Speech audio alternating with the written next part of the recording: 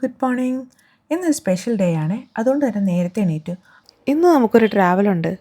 ഇത്ര നേരത്തെ ഇത് എങ്ങോട്ടേക്കാന്നല്ലേ? നീണ്ട 6.5 വർഷത്തെ വർക്ക് ഫ്രം ഹോം കഴിഞ്ഞിട്ട് ഞാൻ തിരിച്ച് ഓഫീസിലേക്ക് പോവാണ്. കൊറോണയും പ്രഗ്നൻസിയും മാറ്റ് ലീവും ബേബി കെയറിങ്ങും അങ്ങനെ 6.5 വർഷം പോയതേ അറിഞ്ഞില്ല. ഇതെല്ലാം കഴിഞ്ഞ് ഇന്ന് തിരിച്ച് ഓഫീസിലേക്ക് പോകുമ്പോൾ ഒരു മിക്സ്ഡ് എമോഷനാണ്. കുറച്ചധികം നെർവസാണ്, ടെൻഷനുണ്ട്. കുറേ കാലത്തിന് ശേഷം ഓഫീസിൽ പോകുന്നതിൻ്റെ സന്തോഷമുണ്ട്. സെബാനെ സെറനെ വിട്ടിട്ട് പോകുന്നതിൻ്റെ സങ്കടവും ഉണ്ട്. എന്തായാലും പോയേ പറ്റുള്ളൂ. ഇപ്പോൾ എല്ലാ ഓഫീസിലും മാൻഡേറ്ററി ഓഫീസ് വിസിറ്റ് ആക്കിയിട്ടുണ്ട്. അങ്ങനെ ഫോർമൽസും ID കാർഡും ലാപ്ടോപ്പ് ബാഗും എല്ലാം എടുത്ത് ഞാൻ പഴയ പോലെ തന്നെ സെറ്റായിട്ടുണ്ടേ. ഒരു 4:30 ഒക്കെ ആയപ്പോൾ നമ്മൾ വീട്ടിൽ നിന്ന് ഇറങ്ങിയിട്ടുണ്ട് കേട്ടോ. 4:45 ആണ് പിക്കപ്പ് പറഞ്ഞിരിക്കുന്നത്. തലേന്ന് നമ്മൾ സീറ്റൊക്കെ ബുക്ക് ചെയ്തിട്ടുണ്ടേ. ഇവിടുന്ന് കൊച്ചിയിൽ നിന്ന് ഓഫീസിലേക്ക് കാർപൂളുണ്ട്. അത് ഇത്ര നേരത്തെ എന്താണെന്ന് വെച്ചാൽ എൻ്റെ ഓഫീസ് ലൊക്കേഷൻ കോയമ്പത്തൂരാണ്. രാവിലെ കൊച്ചി ടു കോയമ്പത്തൂർ കാർപൂളിന് വേണ്ടി വെയിറ്റ് ചെയ്യുന്നതാണ്. ഒട്ടും പരിചയമില്ലാത്ത ഓഫീസിലേക്ക് ഇതുവരെ കണ്ടിട്ടില്ലാത്ത കുറേ കൊളീഗ്സിൻ്റെ കൂടെ 4 hours മോർണിംഗ് ട്രാവൽ. നന്നായി ഒന്ന് ഉറങ്ങി എണീറ്റപ്പോഴത്തേക്കും മോർണിംഗ് ലൈറ്റ്സൊക്കെ വന്നു തുടങ്ങിയേ. ഇനി നമ്മുടെ ബ്രേക്ക്ഫാസ്റ്റ് ടൈമാണ്. പോകുന്ന വഴിയെ ഞങ്ങളെല്ലാം കൂടെ ചെറിയൊരു കടയിൽ കയറിയിട്ട് ബ്രേക്ക്ഫാസ്റ്റ് കഴിച്ചേ.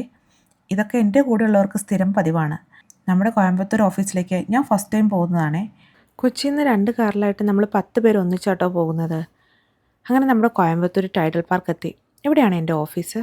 അങ്ങനെ പുതിയൊരു എൻവിറോൺമെൻറ്റിൽ ഇന്ന് പരിചയപ്പെട്ട കുറച്ച് ഫ്രണ്ട്സിൻ്റെ കൂടെ എൻ്റെ ഒരു ഓഫീസ് ഡേ സ്റ്റാർട്ട് ചെയ്യാട്ടോ. എൻ്റെ പ്രൊജക്റ്റിലുള്ള ആരും ഈ ലൊക്കേഷനിലാട്ടോ. അതുകൊണ്ട് തന്നെ ഒരു കോളിൽ പോലും സംസാരിച്ചുള്ള പരിചയം ഇവിടെയുള്ള ആരുമായിട്ട് എനിക്കില്ല. ഓഫീസ് കോയമ്പത്തൂരാണെങ്കിലും അതിൽ മജോറിറ്റി മലയാളീസായിരുന്നു കേട്ടോ. അതുകൊണ്ട് തന്നെ ഞാൻ ചെന്ന് വിട്ടതൊരു കംഫർട്ട് സോണിലോട്ടായിരുന്നു. എല്ലാവരുമായിട്ട് പെട്ടെന്ന് ജെല്ലായി. ഈ ഓഫീസും ഇതിനു ചുറ്റുമുള്ള കാര്യങ്ങളെല്ലാം എനിക്ക് പുതിയതായിരുന്നു. പക്ഷേ വെരി ഫസ്റ്റ് ഡേ തന്നെ എനിക്ക് നല്ലൊരു ഫ്രണ്ട് സർക്കിൾ ഉണ്ടായി. ഞങ്ങൾ ലഞ്ച് കഴിഞ്ഞ് പുറത്തോട്ട് നടക്കാൻ പോകുന്നതാണേ. ഇത് കഴിഞ്ഞ് ഓഫീസിലേക്ക് എത്തിയപ്പോൾ ഇന്നൊരു സെൻഡ് ഓഫ് പാർട്ടി ഉണ്ടായിട്ടോ.